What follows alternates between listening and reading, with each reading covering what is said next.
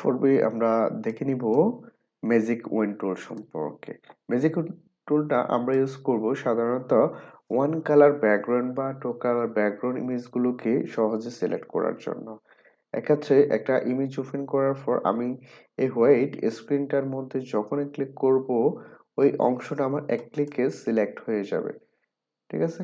এক্ষেত্রে আমরা মানুষটাকে সিলেক্ট করে অন্য জায়গায় মুভ করব, কিন্তু আমাদের সিলেক্ট হয়ে গেছে ব্যাকগ্রাউন্ড। এক্ষেত্রে আমরা কন্ট্রোল শিফট আই দিয়ে সিলেকশনটাকে ইনভার্স করা নিতে পারি, অথবা সিলেক্ট থেকে আমরা এই জায়গায় এসে ইনভার্স করে নেব।